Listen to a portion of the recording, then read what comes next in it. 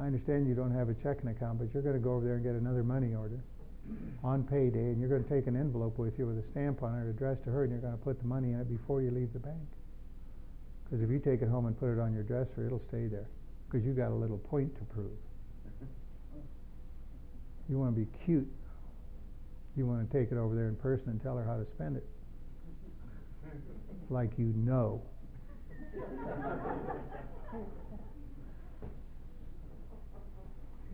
He's pretty amped up by this time, and because he hated the deception of it. He said, and I want you to begin to do that immediately, and if you can't do that, get another sponsor. Guess what? I can do that. So that's a long time ago, and this youngest boy is an apple of my eye. This is the one I went over a year later and said, and there was a note on the door, you just send the money to the post office box in Portland, we've moved up there. We don't need to be seeing you anymore, but we want the money. And he didn't, my sponsor, so dumb, he didn't even understand that those two weren't linked. He thought it was separate. The child support and whether I got to see the kid. He said, those are separate. You pay that child support. I didn't see that boy again until he was 16, but I never missed a payment. And then last Easter, Linda and I are in Washington, D.C. That boy and his wife and his 3 kids live in Orange County, and he does very well there. And his oldest boy is old enough to start thinking about college, and he's a bright kid, and it's going to go to a very good school, and they'd taken him back east to check out the campuses. And they invited me and Linda to go and meet him back in Washington, D.C. And we spent a week there. He had a suite in the Mayflower Hotel, Linda and I had a room, and we had a wonderful time. And on Easter morning, we're 7 of us at a table in the, and this Mayflower Hotel is a great property. I mean, Stephanopoulos is at a gym working out when we're down there. It's kind of the center of the big hitters, apparently, in what.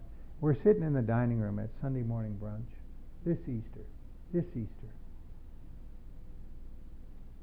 And there's nothing but love going on. There's nothing in the middle of the table that we're talking around. You know what I mean? There's not a drop stitch in there. And it was all based on the fact that I was, in those early days, willing to do something that I had not been willing to do before, and that is change how I act and change how I treat people.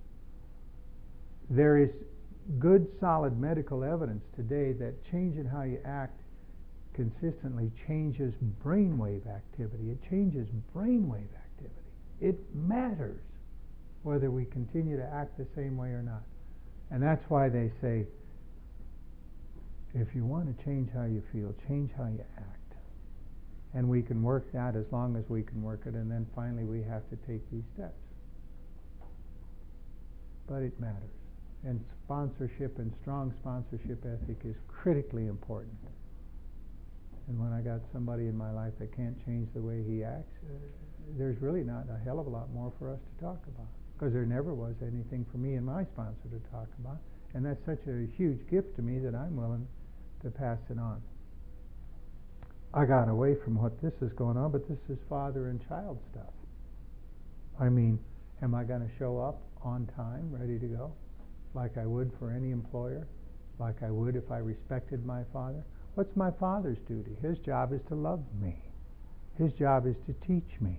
His job is to give me a place to be in, a family to be in, and he has given me that. What's my job? Loyalty, honor, obedience. What a word to put in my vocabulary, obedience. But it's just an idea how it might go. It's just an idea in that sense. So he's the father, or he's the employer. He pays real well. He pays real well. Real well. Better than we ever imagined. I mean money. I mean material. I mean abundance. He pays well. And I wouldn't have imagined that. All that stuff that walked out of my life, well, everything I've needed has come back in. And more. And more. I mean, this is not like a vow of poverty to do this at all. But it's interesting and important that I get a notion, what relationship would I want? Because I know that it's going to be in place 24 hours a day. My mind is not dependable, but God is. And that's the key to the whole thing. And so, for being all-powerful, He provided what we needed if we kept close to Him. That seems to be all that, and performed His work well. We become less and less interested in ourselves and our little plans and designs. I love it that He threw that word little in there, because my plans and designs are quite grandiose. But He says, they're little. They're little guys. And that's fine with me. We felt new power flow in. We enjoyed peace of mind. Did you ever enjoy peace of mind before? No. Peace of mind, that's boring. All we got going on is peace around here. Hardly get by on that. No fist fights. As we discovered we could face life successfully, became conscious of His presence, we began to lose our fear of today, tomorrow, and hereafter. We're now at step 3. This is a fantastic prayer. It's very powerful, not to be taken lightly, and I want to point out that it does not end with the word amen. We don't see amen again until the end of the 7-step prayer, because we're in prayer from 3 up to 7, and then the prayer ends with amen. We thought well before taking this step, making sure we were ready, that we could at last abandon ourselves utterly to Him, and that is the thing that I had not done the first time I decided to turn my attention back to the steps. And that's why we set into motion all kinds of spiritual principles that we only dimly perceive when we begin this process. And so the step says, the prayer is, I offer myself to Thee. It's just an offer. It's an offer. He seems to have accepted my offer, but it's just an offer. To build with me and do with me as Thou wilt. Relieve me of the bondage of self. And we talked about that earlier. What was my bondage of self? That I may better do Thy will. Take away my difficulties. Which ones? Whatever's going on. In letting go. In abandoning myself to You. That victory over these difficulties bears witness. It shows up. That people can notice it. To those I would help in my power, Thy love and Thy way of life. May I do Thy will always. And we thought well before taking this step. And we take it with another person. Very helpful to kneel down with a guy. Take this step. Very helpful. They knelt with me, and I kneel with others, voicing it without reservation. It sounds like we say it out loud, doesn't it? Yeah. You know why? Because my brain, the most important voice my brain hears is my voice. I say, I'm having a crappy day. It goes, oh, okay, got it. We'll deliver that up for you. Not a problem, pal. My Creator, and to say that prayer out loud is to affirm to my mind that something is happening. It's important. It's important. To kneel down is a good thing. To do it with somebody else is a good thing. This, like a solitary self-appraisal, this solitary commitment doesn't really seem to have as much muscle as another one. Next, we launched out on a course of vigorous action, house cleaning. A business that never takes an inventory usually stops to exist. A business that's always taken inventory doesn't really make a profit. We're not here to always take inventory, but we must do this. We must do this. This idea of inventory is infinitely important. And he starts, and I never understood why he starts with resentment. And then he goes to fear, and then he goes to the sex inventory, but we're back to power. Lack of power is my dilemma. And I'm always trying to get power from something. And who do I resent? People that have more power than I do. That's who I resent.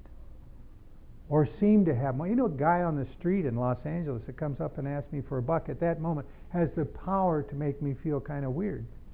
And he goes on my list. He's got power that I don't, Because I don't have enough power. And I know two things right behind that. I should have power, and I got to keep you from finding out that I don't have power. And if this guy makes me weird, then I'm going to mistreat him. I'm not going to be respectful to him. And I don't know, some days I'll give him a buck and some days not. But it doesn't matter nearly as much as whether I treat him with respect. And if I'm out of power, I can't do that. Can't do that. You're blocking the road, sir. Hi, how you doing? Good to see you. Sometimes that's all they want. I go down to the mission on Christmas and Thanksgiving and sometimes Easter, and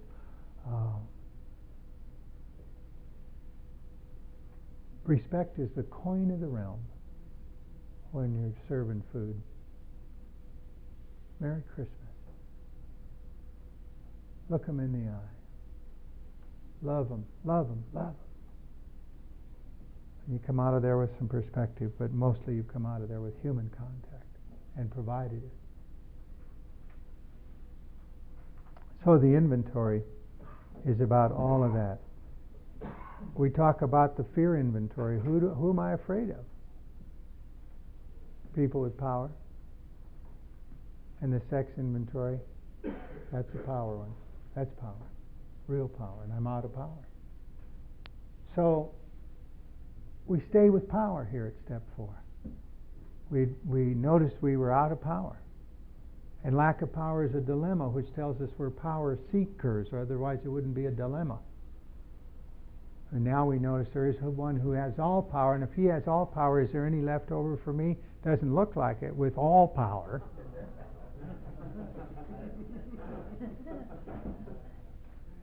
That only took me 23 years. See, I move fast. Once I go, I go.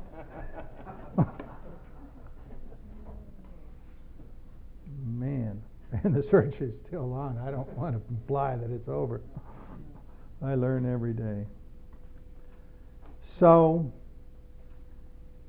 this whole inventory business, if it's done like this, is fascinating and a little painstaking. He says at some point, nothing counts but thoroughness and honesty. And they told me, you'll write a lot of crap that's neither thorough nor honest. It doesn't hurt anything, but just notice that that doesn't count either. What counts is thoroughness and honesty. Now the prayer changes at this point. Instead of the set-aside prayer, the prayer becomes, let me see the truth. Because if I can find the truth, I can find God. I mean, I know where He is, and I've had that experience, but where is that going to go? I don't know. I don't know. Do I want a relationship? Yes. Am I willing to commit everything to it? Yes. Yes. Today I am. Today. Am I greedily after more evidence? Yeah. And then do I lose myself in the obedience and quit worrying about the evidence after a while? Sure. I do that. So there's 4 columns to this inventory. I think the most interesting one in his example is the top one, because he's basically saying, in effect, with Mr. Brown, who's on the inventory list, that this is clearly a justified resentment, and we shouldn't have to deal with it. I mean, is this Brown a 14-carat donkey? Is he a museum-grade yo-yo? His attention to so he's paying attention to his wife. He told his wife of his mistress. That's rude. And he may get my job at the office. Now, if there's ever a justified resentment, by God, we got one right here, you know. By God, I'm going to hang on to this. I don't have to. It's a justified resentment. It doesn't matter. The first one out of the box, and he says, yeah, we know it's justified. Deal with it. Do it. Yeah, it doesn't count. Mrs. Jones, all of that. But he sets it up in column form. And he says, make a list of the people, the institutions, and the principles that you hold resentment against, that you're angry about. They said, don't do anything else. Go make the list and come back. It'll take you an hour, and take a pad and paper and a pencil in your car for the cleanup, things you remember. And I made a list. Mom, Dad, Carl, my brother, my little sister. all of those, kindergarten teacher. You know, I didn't have energy on some of these, but they said that doesn't matter. The earlier ones are key, because that's where your old ideas came from. Why would you have to resent these people? It's because you hold the notion that they broke the rules. They're the script busters. You know. Said it's interesting, isn't it? You're, as an example, I was mad at my mom because she hid the money from us. She always pretended during the war that we didn't have any money. I knew we had money, but she wouldn't give me any money. And then my dad came home from the war, and she popped out with a passbook account of $5,000 in it that she saved up, and I'm thinking, I knew it.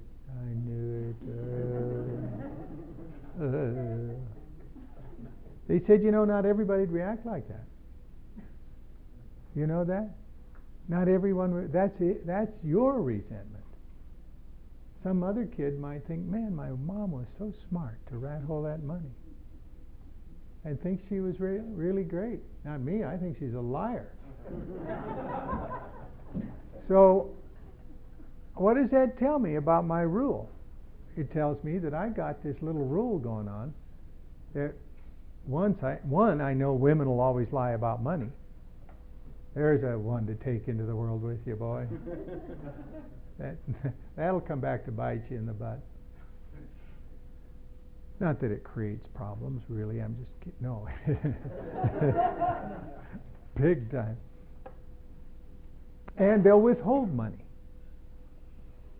Yeah. They lie about it and they withhold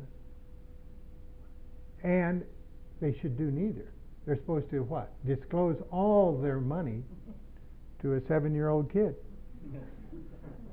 Oh, good, yeah. Let's sit down and go over the books, Clint.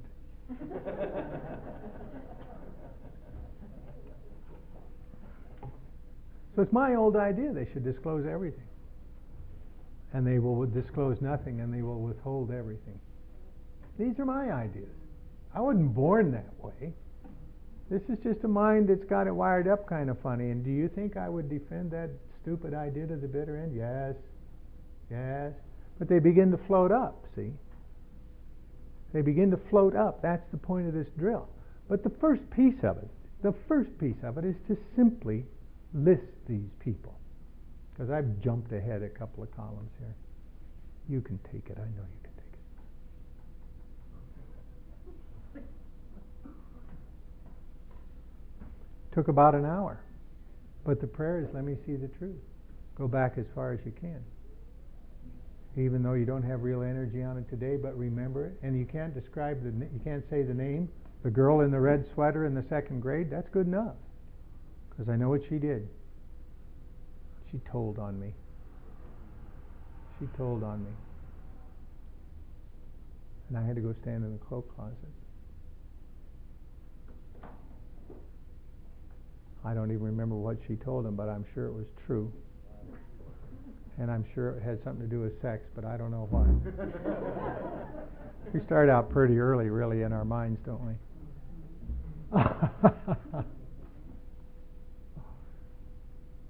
And then the institutions, who am I mad at? The Marine Corps, the dental school, the IRS, the institution of marriage, the institution of saluting.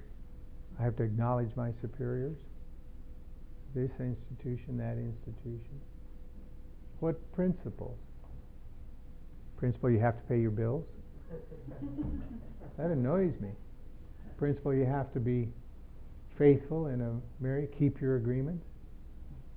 What an unwieldy little principle that is. Those kinds of things, those principles, and those institutions, and those people. Because we all got this list. And it's not far from the surface, and it comes up pretty fast. And then as I drove around doing whatever the next few days, I would, I remember that guy, I'll put his name down, I'll write this down, I'll write whatever.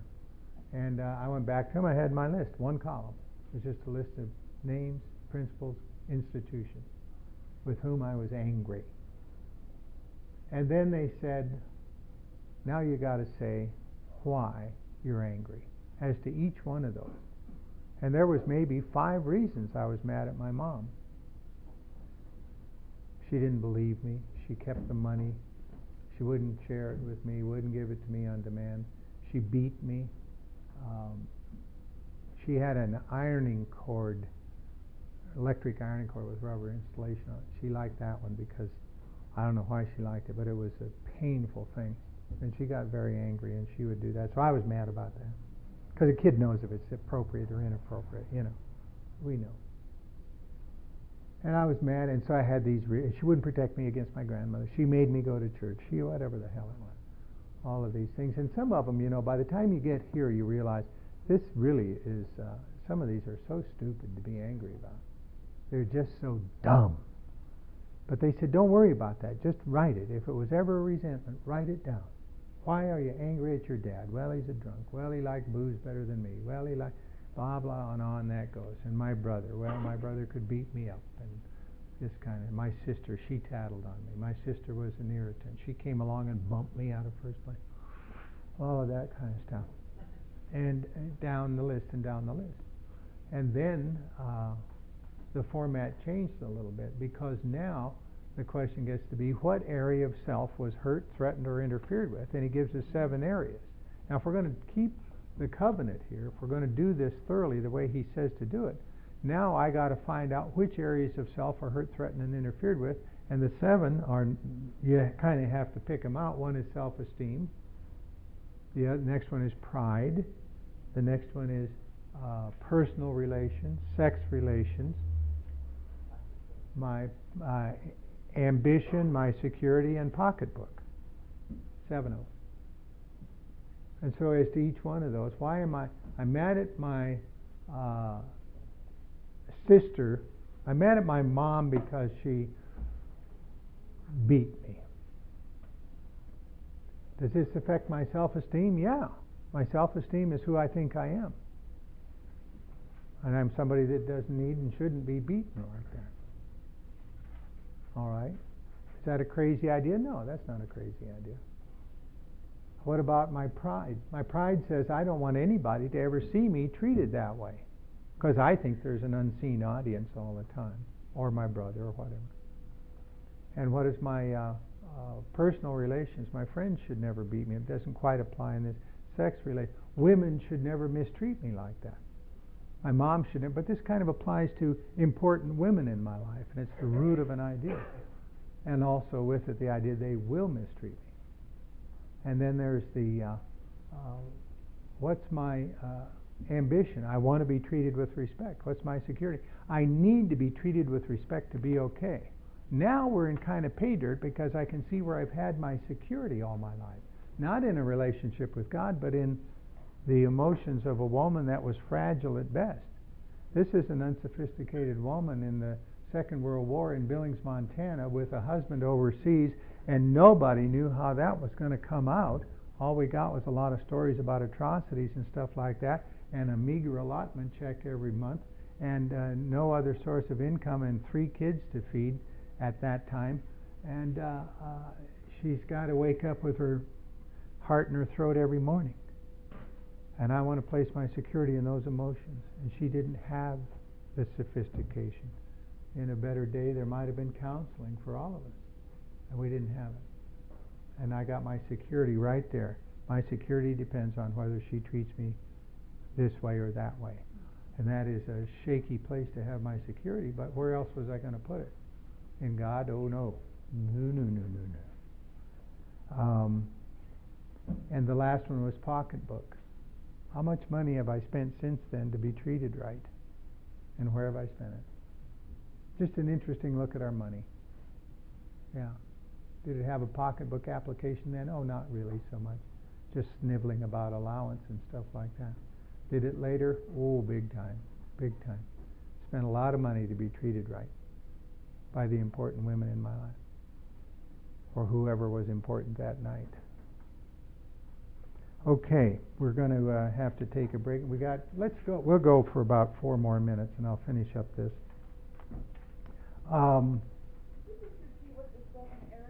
Yeah. Okay. We start on the bottom of page 64 where it says self-esteem, pocketbooks, ambition. I'm giving them in an order they're in the book. I didn't have them in this order on my inventory. So self-esteem would be one, and then pocketbooks, and then ambitions, and then personal relations, and then in the second paragraph on the next page he says security and sex relations, and then down in the example on the right side at the bottom he says pride. It's on the right hand side of the page, my wife, and then misunderstands, and then the word pride. Those are the 7. So thank you. And then the one other thing, you said, what areas of self was hurt, something, or threatened? Hurt, threatened, or interfered with. The words hurt and threatened are at the top of page 65. The phrase interfered with, which is another guide word, is at the bottom of the second paragraph on page 65. Yeah, thank you for asking. Any other question? Anyway, they just picked this book apart and said, you want to do this, you want to honor the deal, you want to keep the commitment, then let's do it 100%, because you'll never know if those guys were BSing or not unless you do it 100%. So, I got all that down and looked at it. We went back through our lives, nothing counted but thoroughness and honesty. When we got it, it was apparent that the world and its people were often quite wrong. But that's not the end of the day, is it? Now I got to look for my part in all of this. What was my part in it? Either before the event that caused the resentment, which led to it, like sometimes we retaliated, they retaliated, but we looked and found that we had initiated the problem all the time. Or what did I do with it later? I mean, you get a kid that's been caught up in a concentration camp in Europe during the war, he's going to come out of there with some problems. Did he cause any of that going in? No. But what has he done with it since that time? Created a life of self-pity, created a life of, you should see what happened to me and you wouldn't expect anything from me. You know, I had a lot of that going. What have I done with it since? And I had to look at that. I had to look at all of that. What's my part in it? How did I cause it, or how did I inappropriately respond to it? And there were 4 areas: selfish, dishonest, self-seeking, and frightened. Selfish is the idea that I have to do it all myself. That was always at play. Dishonest, is it true that she withheld money from me? No, that's not true at all. That money was there. We got fed every day. We got clothed every day. I never went without shoes. I got loved every day and didn't know it. She withhold from me? No. Was she puzzled by me? Yeah. Did she know that I had all that uproar about my sister? No. Self-seeking, what does that mean? That's where I'm trying to look good out of a situation. In other words, I come to you and I say, you know what, I need $100, and you got $100, but you decide not to give it to me because you want to buy a shirt. That may be considered selfish. But let's say I come to you and you give me the 100, and as soon as I walk away, you say, I had to give Clint another 100 today. That's self-seeking. That is like, I'll do this, but I want to look good out of it. It's that. And the other one was frightened. What was I afraid of? It's usually very linked to self-esteem. I don't deserve to be treated that way was my self-esteem. What am I afraid of? I'm afraid that I do deserve to be treated that way. That's usually the fear. It's often caught up in that self-esteem thing. And then he gets into the fear inventory. And so we will leave the inventory there, except that these old ideas begin to float up. And after we break for lunch and come back, we're going to do the fear inventory, sex inventory, and then some other stuff in 6 and 7. Because we get that new mind at step 7, which is quite amazing. Yes, ma'am. On on the columns 1, 2, 3, and 4, you say do all of column 1 before you do column 2, Yeah. and do all of column 2 before you do column 3? Yes, that was right, exactly. In other words, I need a list, and they said don't group them up. If you've got 7 things you're mad at your mother about, deal with them separately. Deal with them separately, because it might matter which areas of self were hurt, threatened, or interfered with, and it really matters as to which old ideas were created by that. Or it helps me see what the old idea is by the number of times it shows up. Well, there that one is again. And my God, look how it shows up when I'm 15, and look how it shows up when I'm 22 and married, and look how it shows up over there. That old idea is kicking my butt, and it started when I was back there, and I didn't even know it was mine. So they said, be painstaking about it. Take that and explode it. You ever see one of those drawings where it's kind of all, yeah, it's that. You want to look at it. Does this take a while? Sure. Sure. Is there a payoff? Big time. Big time. But yeah, good question. Thank you. But that's the idea. At least that's what they told me. And as I told you last night, I'm here to report an experience. I'm not here to defend how this was done. I just tell you what I did, because I don't know any other way to do it, because that's what I did. And there will be some other way that you do it, or that it's done here, that will bring you peace and harmony, and let you know that you're not crazy for thinking the way you are, and let you know that life is fundamentally fair, and that's where we want to go. And we don't want to get lost in technique and detail so much. We don't want to do that. The whole point of it is to develop an attitude toward this, that we're not going to drop any stitches.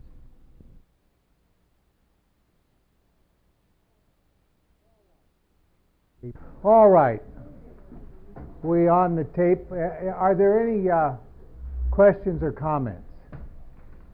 God, they all came back full house. Yes, sir. Yeah, you say you didn't do. I wonder what did you do with Clancy? What is it? What do you mean? What did I do with Clancy? I brought him as fast along as far as I could. If he didn't take you through the steps in this same way. No, when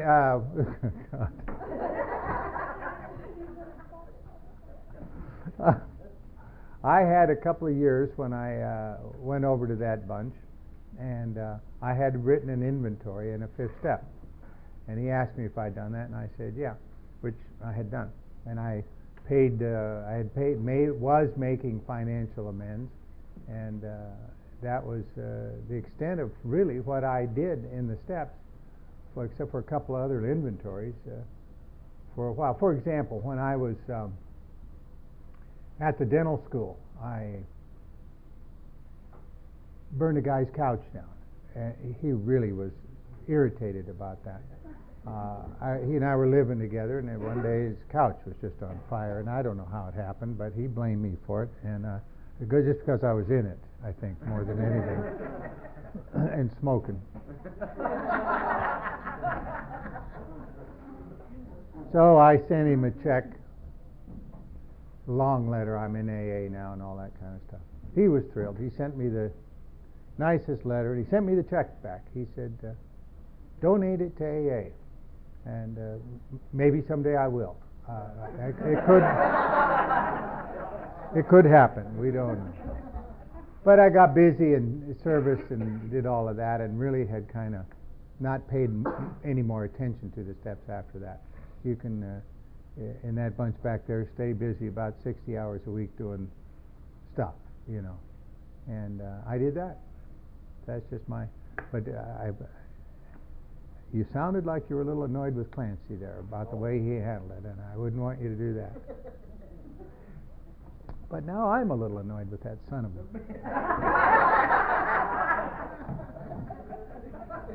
Who else got a question? Yes. The steps. Do you think that you do this 4th step once in your AA history, or many times, or? Well, that's a great question. Let me just tell you what my experience with it has been. The short answer is not necessarily. The longer answer is, and I'll tell you about it. Don Pritz and I were, after I was through this and had made amends and done all of that, he and I got to talking. We were together someplace. about the elegance of the power that we tap into, about how marvelously now it is, you know. He doesn't mull stuff over. If we're spiritually fit and make a prayer, there's going to be a shift, a change. If we're awake to it, if we have awakened in any way, we will notice it. Sometimes we just don't notice. And we knew, you know, going through this the first time in a slower way is like you have to tap into, you need the power from step 1 to take you to step 2. And you need the power from step 2 to take you to 3. And you need the power from 3 to get into 4. And when you bog down or begin to balk, like you get partway into an inventory and you can't move out, the problem isn't step 4, it's always the preceding step. Somehow or other, I've drifted away from my commitment to turn my will and my life over to the care of God. Or when you're in amends and you get bogged down, the problem isn't step 9, it is step 8, because I've lost my willingness to contact these people and make amends to them. And so you got to go back to step 8, recommit to that, re-ask for that willingness, and then you get moving again. Each step builds on the preceding step, which is why it's so important to take them in order. There is then, once you've been through it, you come out the other end spiritually fit and aware of your relationship with God, of having good relations with people because you've gone to them and cleaned it up, found out what you can do to make it right and done that. And you're in a completely different place as a spiritual matter. You know without any doubt that life is fundamentally fair, which you don't know before that. And you also know that you're not crazy. You can see how each one of these ideas is not an alarming kind of mental aberration, but what a kid would come to conclude. A kid that had kind of an attitude or something like that. And so you're much more at peace with God and with the world around you, and tapping into that power again is a much different matter. So Pritz and I were discussing all of this, and he said, I'll bet we could go through the whole thing in a day. In a weekend, he said. And he was living in North Carolina at the time, doing some work with, who was it, McIver, or somebody back there in the prison system. I flew back there one weekend. We both had written a piece of inventory, me on a relationship and him on something else.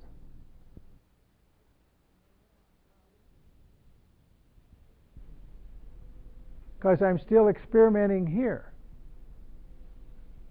What do I need when I feel out of power? What am I going to do?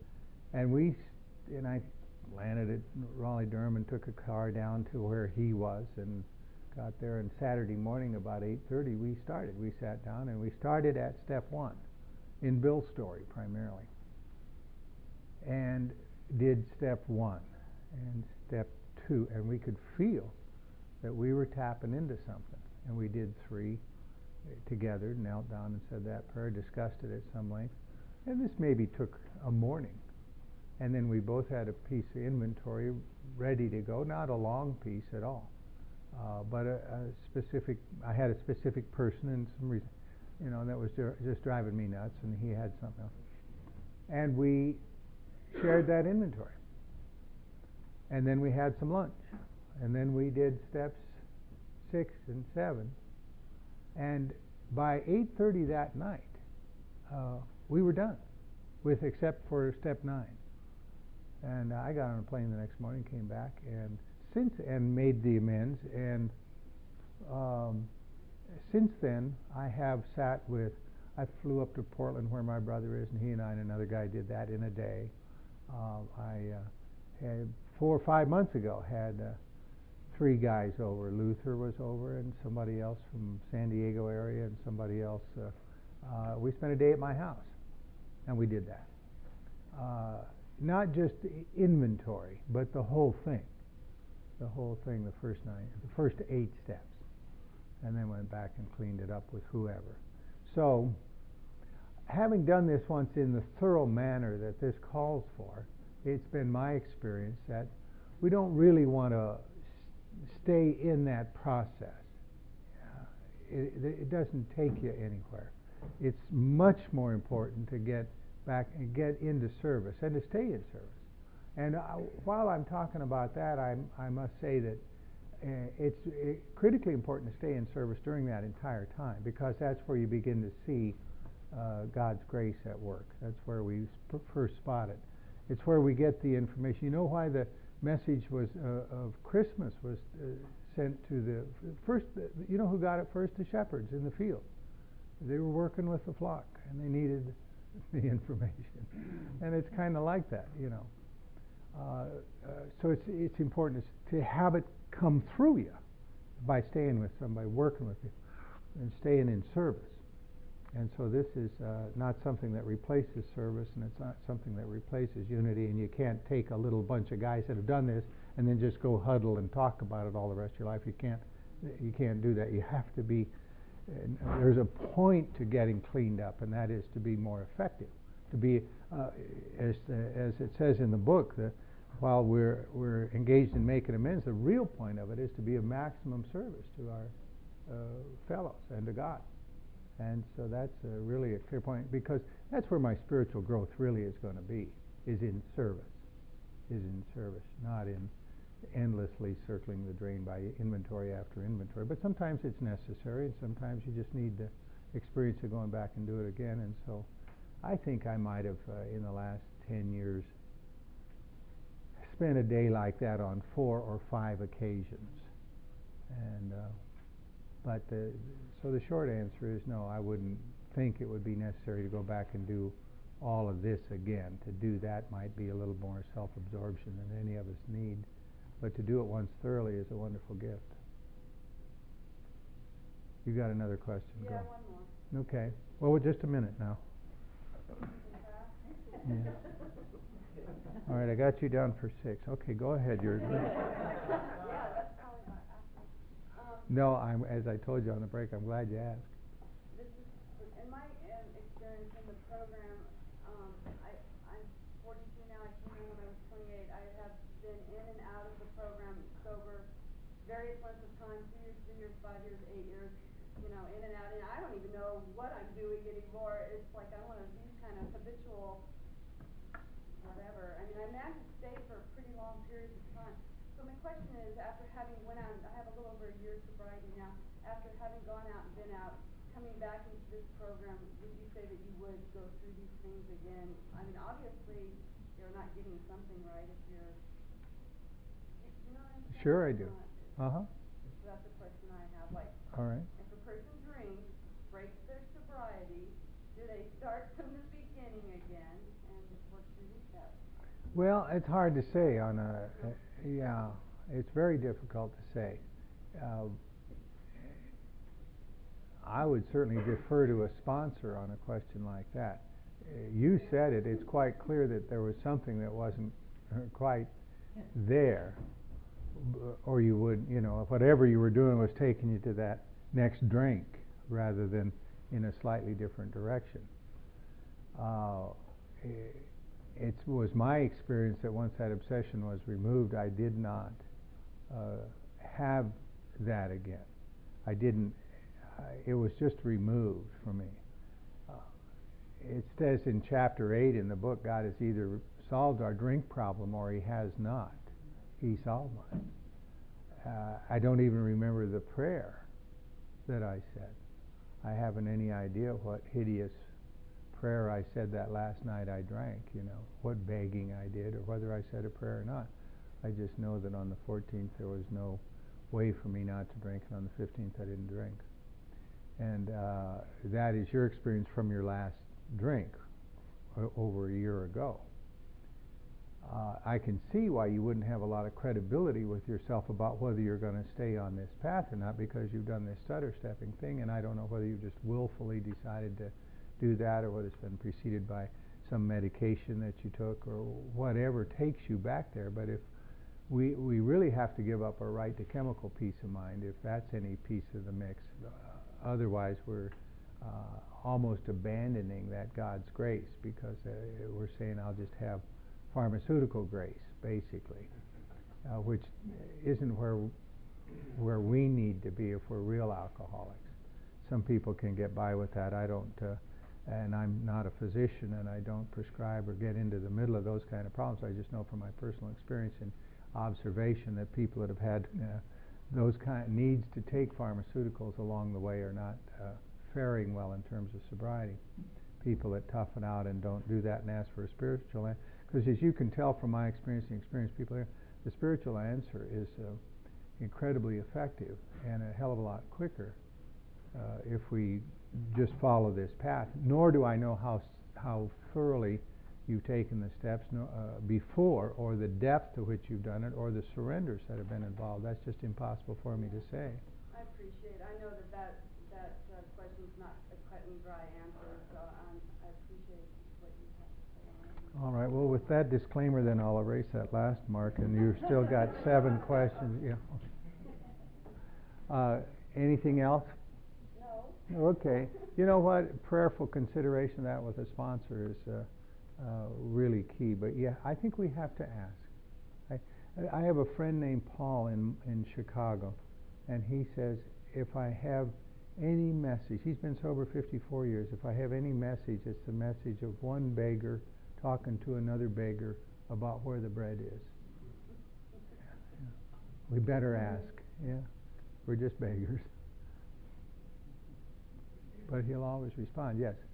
You may have answered this question already, but I've heard people say that they do the steps once a year, or they just do 10, 11, and 12, or whatever, to kind of maintain that spiritual condition that they have. Do you, I guess these episodes that you go through the entire 12 steps, or 1 through 8, on, in a day or two, is that what you do to maintain that spiritual condition? And if so, do you do that on a consistent basis, or just at random? Well, I've done that on at random basis and not planned out in that sense. It's really an intuitive process.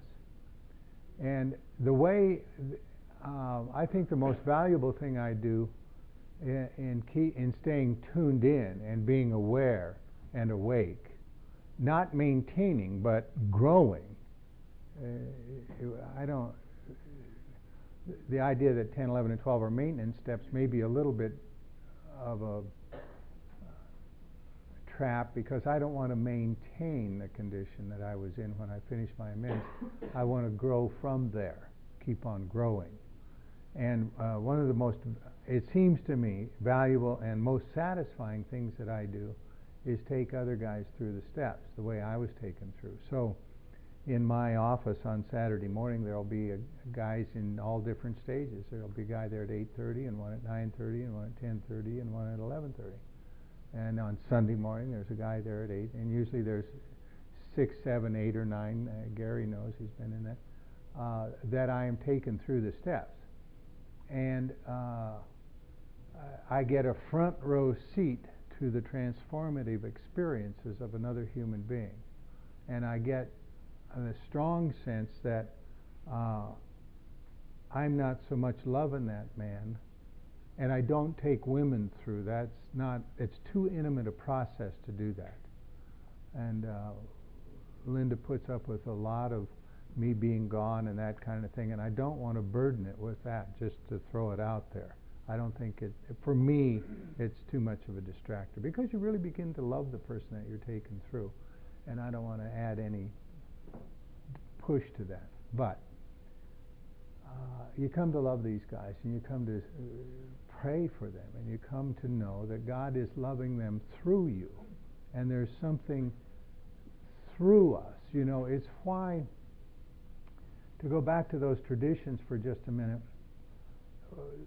there is a tradition that says about anonymity, that it has immense spiritual significance. But when it started, according to the book and the way they describe the way that anonymity started, it was really based on fear. Because he says in this, surprisingly, It's important, and I'm on page 13, Romans 13, that we remain anonymous because we're too few at present to handle the overwhelming number of personal appeals which may result from this publication. This he wrote in 1939. Being mostly business or professional folk, we could not well carry on our occupation in such an event. We would like it understood that our alcoholic work is an avocation. And basically he's saying, if we published our names, there would be such a crowd outside the front door that we might not be able to get out and earn a living for our family. That was his idea in 1939, and that's how anonymity as a concept started. And then you go to page 568, and that's the long form of the traditions. And he worked out these traditions and sold them to the groups and so on. 7 years later, in 1946, the long form of the traditions was written. And he presented them in Cleveland in 1950, I believe, and then they were ratified in 1951 in basically the form that he described them in 1946. And in just 7 years, the idea of anonymity as important so I can get out of my house, in other words, fearful that God won't take care of me if people know that I have this gift, from 1939 to 46. So in 7 years, here's what he says. And finally, we of Alcoholics Anonymous believe that the principle of anonymity has an immense spiritual significance. It reminds us that we're to place principles before personalities, that we are to actually practice a genuine humility, this to the end, that our great blessings may never spoil us, and we shall forever live in thankful contemplation of Him who presides over us all. And so I wondered, what does that mean, and how does that trace the progress of AA, and how does it trace my progress? Because a lot of times those counterpoints will trace my progress and yours. And there was a time in my sobriety when I was going through this process, I had an opportunity to be with somebody who had a 4-year-old boy. And the question was whether I was willing to participate in the raising of a boy. And it's like the universe hands you an envelope, and you open it up, and there's the lady, and then the boy, and you say, give me another envelope if you don't mind. I've done all that. I've done that. I've been there. My kids are all enough off the payroll. I don't want to do that. And the answer is, here's your envelope. Are you going to be obedient to this envelope or not? And because of some stuff that came out of amends and so on that I'll talk about later, I said yes. I said yes. And this kid and I, that I didn't, when I was that age in our home, that's when the hell raising started from my point of view. And I had raised my kids drinking, but left when they were 4 and 5 years old in 2 marriages. And I know that part of it was because I was afraid of whether I would be abusive to those kids. I was very afraid. I could feel my anger rise and feel myself getting inappropriate with them. And I left. And I did not see, the universe is so generous, it'll give us an opportunity to do that which we did not do the first time around. We always get another chance. We always get another chance. And it's important to be awake to it and decide whether you're going to take it this time or you're going to do it in your 80s, whatever. Or not at all and take whatever hit you get from that. And so I was afraid to participate in the raising of a young boy. And I got a very strong message to be there for him. And he and his mother and I were together for 5 years, and then she moved out of the area and went back to school in Iowa. But he grew from age 4 to age 8 and a half during that time. I fell in love with that kid. I knelt down and prayed with him. I treated him in a way like my mother treated me in those moments that we had before I got angry. I knelt with him one night at bedtime and listened to him thank God that he was born at the top of the food chain. Now that has you laughing your ass off. You know what I mean? It's just like you go, wow, that is so sweet, They told me to go up to Northern California and Cindy was someplace out of the area at a conference, his mother, and I said, I'll come up there, but I'm traveling with a 6-year-old kid. And they said, well, bring him along.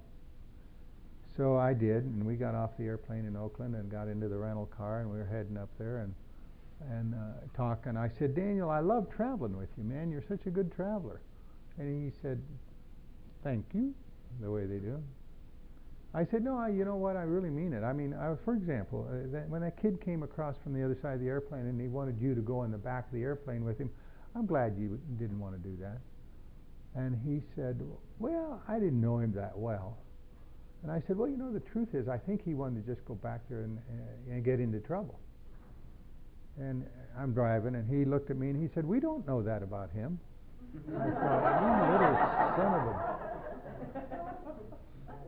Shut up, kid. You're talking to your mother too much with that kind of... I mean, he taught me every day, this kid, and I adored him. I looked at him one day, and I realized that this kid loves me, and there's nothing on it. It was unconditional. He didn't care what... He loved me. And I knew in that moment that God was loving me through that boy. And so it wasn't long after that I knew that God was loving him through me.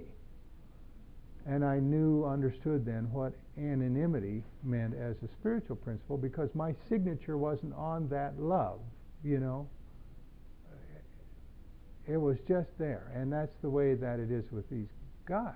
You know I'm not doing anything, but I'm living my life in such a way that God can love them through me.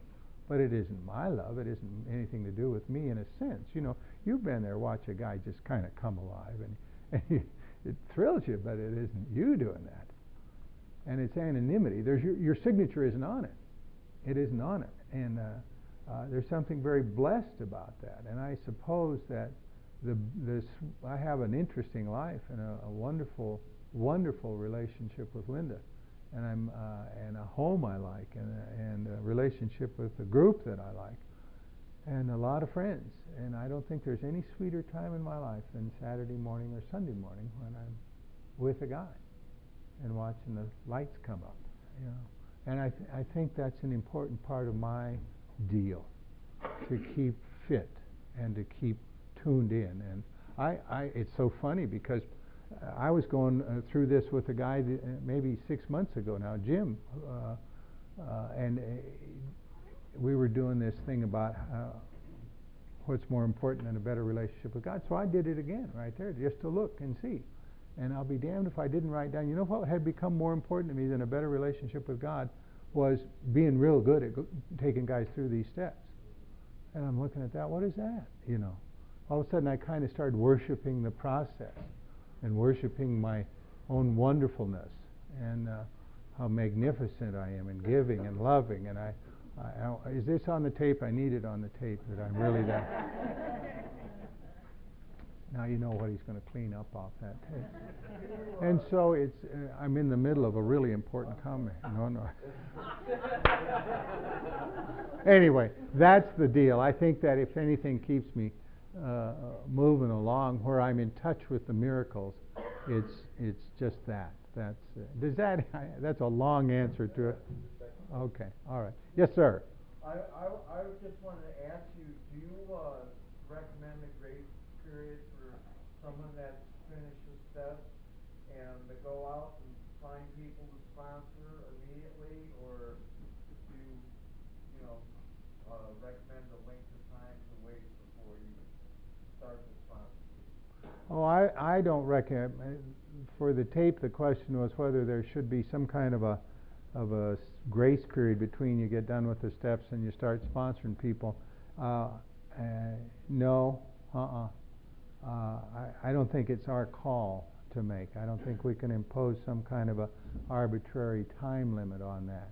I think that if we're doing those steps, we're going to become attractive to somebody, and they're going to ask us to do something with them. Now, I'd also like to say that while we're talking about this, a guy will come up and ask me if I'll sponsor him, and I may not think he's sponsorable. And I don't want to get into it with him because I don't think he's going to do what I ask him to do. But that doesn't mean I don't have something for him. And I've often said to guys, I'll take you through the steps, and let's see where it goes from there. But I take guys through the steps that I do not sponsor. And I have guys that are sponsored by other people. I say, go ask your sponsor. I'll do it. But I don't want to step on his toes. And if he wants you to wait, then that's the end of that.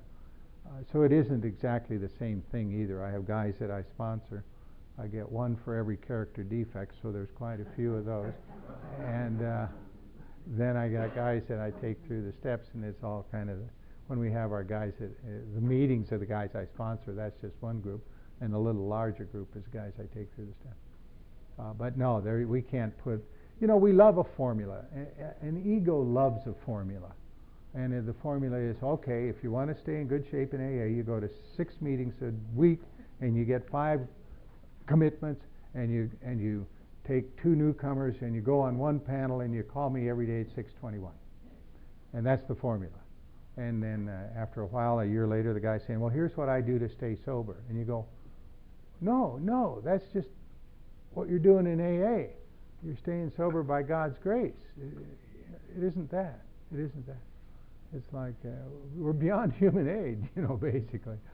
We just stay spiritually fit that way. But the booze problem is another matter. I threw that in just as an extra to your question. Yes, sir. Oh, I thought you were. All right.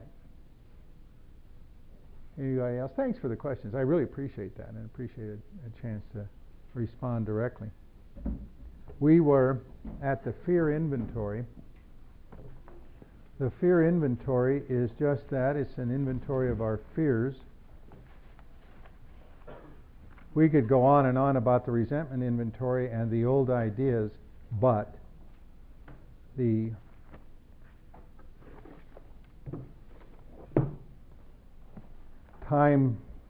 press of time says we move on. He says some interesting things. There is a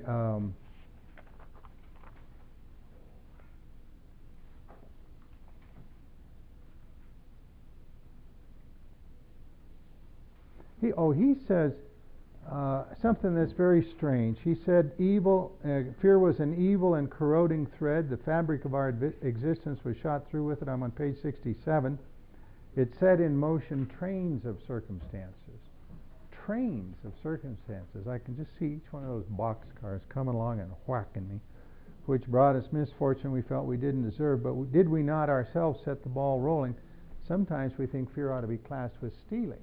Well, I had a little trouble with that, as I did with a lot of this stuff. I said, stealing is something that I decide to do. And fear is not in that category, and I don't know why you say that you can classify the two together.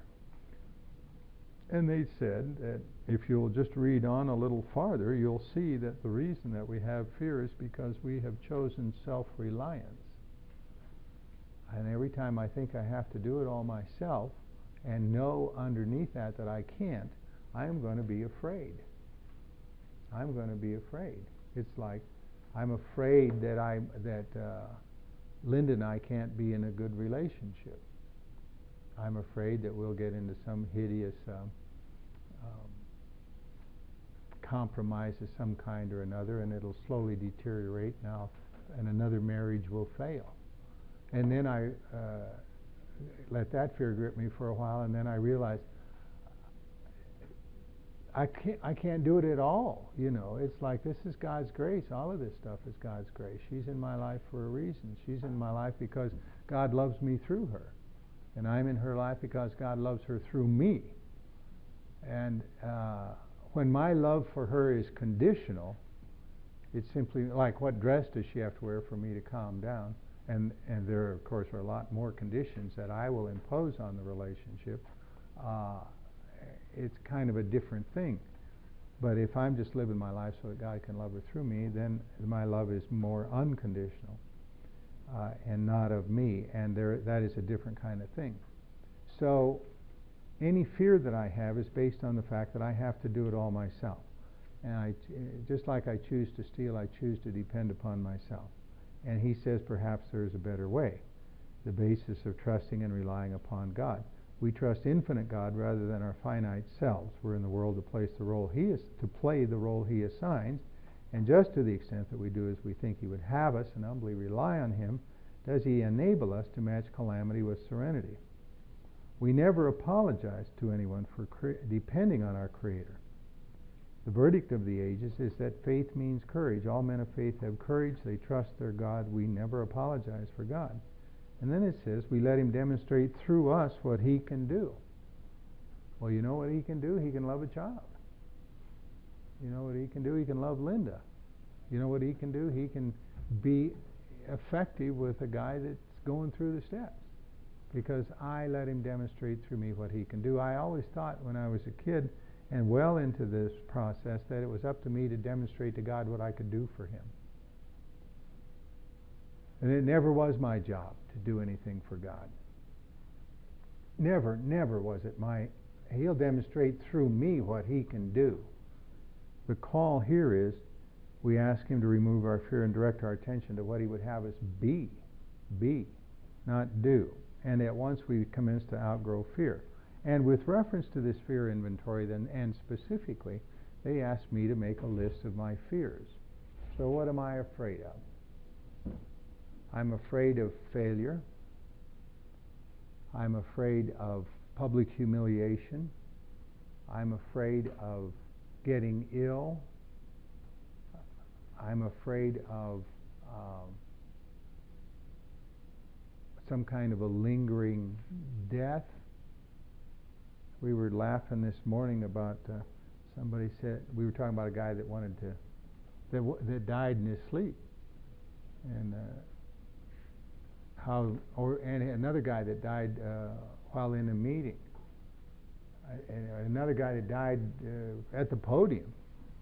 And we were thinking that's not easy on the audience, but that's a good way to go,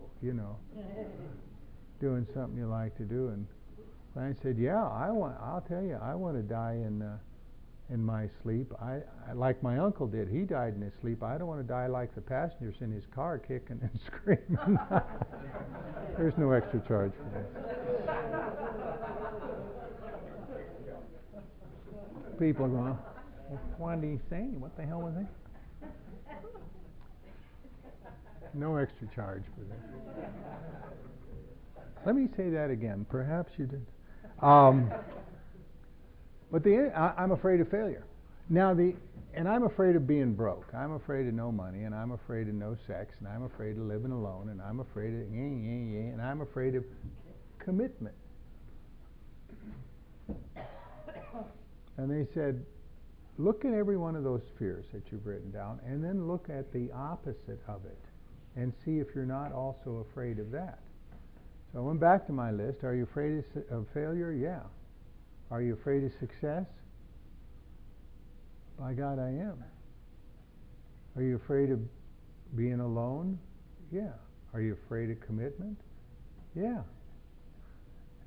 Are you afraid of being poor? Yeah. Are you afraid of being wealthy? Yeah. Yeah. So where does that leave me? On the head of a pin. I can't move anywhere. I have no wiggle room. I have no breathing room. I'm afraid of everything. Everything. And it's run me all my life. And once you see that, you realize, this is just crazy. I better ask God to remove my fear and direct my attention to what He would have me be. Sometimes I hear guys say, well, you just walk through fear. You know what you get when you walk through fear? You get more fear is what you get. It's going to just be another fear on the other side of it. Fear of being poor. Walk through the fear, make some money.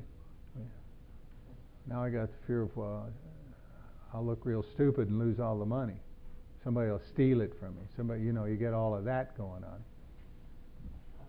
Anyway, you can see what the problem is.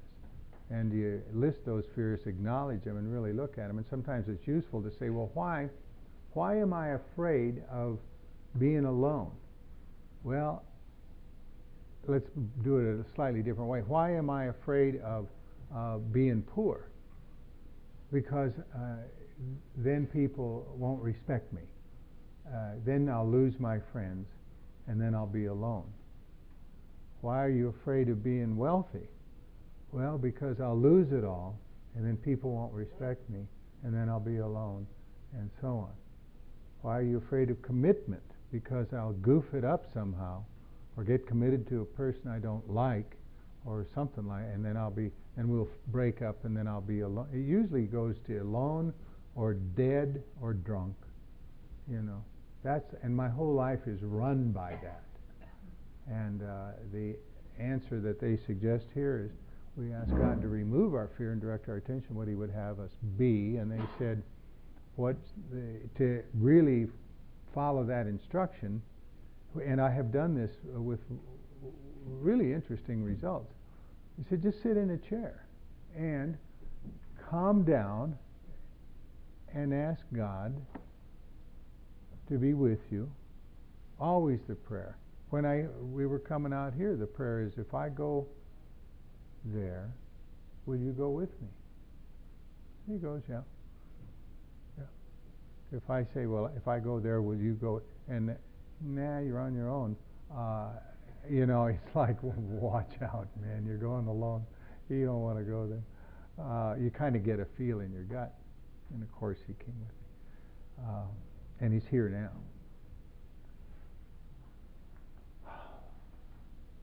With us. And thank you for that. Sit in that chair and go inside and get in touch with, I'm afraid. And don't even have to worry about what you're afraid of. I'm afraid. I just got it on me today. Woke up with it. It's just I can feel it in my gut. It's on me. Would you please remove that fear? And you feel the fear go away. You feel it subside. This is 5 minutes out of a life. Done it at my office. And then when that fear goes away, when you get calm, it doesn't take long. Direct my attention to what you would have me be. And a word will float up into my mind. Be surrendered. Be involved. Be faithful. Be committed. That's all. Once I know what to be, once I get those little marching orders, I know what to do. It is not a mystery, You know what to do. And so that was that. The sex inventory, as I said earlier, is really not about every sexual experience I've ever had, although that may have to be disclosed and should be disclosed on a list of, take it to the grave list, if nothing else. I think especially in a first inventory, if we've had sexual experiences that leave us shamed, if we have participated in sexual relationships that were inappropriate, we have to disclose that just to be healed from it, just to feel like we don't have anything left to say. It's very important to say that. But for an effective sex inventory in this sense, they asked me to make a list of the women with whom there was sexual tension in my life. Everybody with whom, and it was not a very long list. But some of it included women that I had never been with, but wanted. And some of it went way back. I think my second grade teacher made that list. You just fantasize and stuff like that, but there was sexual tension there.